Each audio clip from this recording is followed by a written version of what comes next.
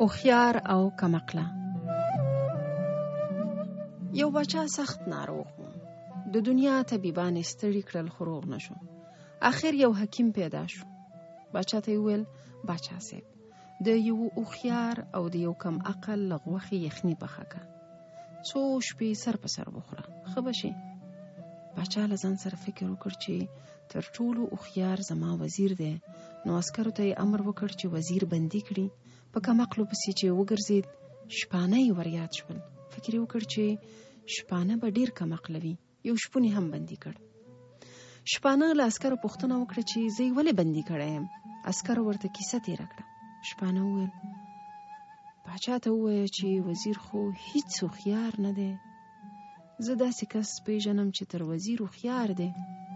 باچا چې خبر شو شپونی ور وغوښت. ورته وویل که دې دروغ ویلی وو د ژوند څه خبره نه ونه کې. شپانه وویل صاحب قسم دی رښتیا درته وایم. زه به اول دا درته وښیم چې وزیر هوښیار نه دی. بیا باچا ته وویل صاحبه وزیر په تیاره کوټه کې واچوه. ورته ووایه چې د سهار په 4 بجو د اذان وکي. شپه تیره شوه. لمر راوخوت خو وزیر غږ ونه کړ. شپانه یو چرګ راوړ. په توره تیاره کوټه کې وتاړه. چرګ د سهار په 4 بجو بانګ وکړ. شپانه باچا ته وویل ودې لیدل باچا صاحب چرګ ډیر هوښیار دی. د حکیم مطلب به همدا و.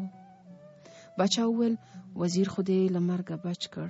اوس نو د ځان غم به څنګه کوي. شپانه وویل کم عقله به هم زه در وښیم. باچا یې کلي ته بوت. خپله رمه د سیند په لوري په مخه کړه. د رمې په سر روان پسه په سیند کې ولوید.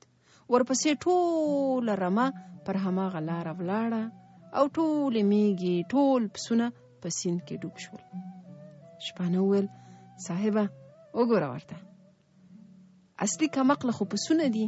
خو ویني چې سرلاره یې په غلطه لار روان دی خو بیا هم ورپسې درومي. باچا د چرګ او د پسه د غوښې یخني وخوړه. څو شپې وروسته روغ شو. باچا روغ شو خو وروسته اندېښنه ور ولوېده. ځان ورته کم عقله ښکاره شو. خو ځان ته یې په دې تسل ورکړ چې هغه وګړي چې د پسونو غوندې په یو کم عقله پسې روان دي دوی به څومره په عقل خوار وي.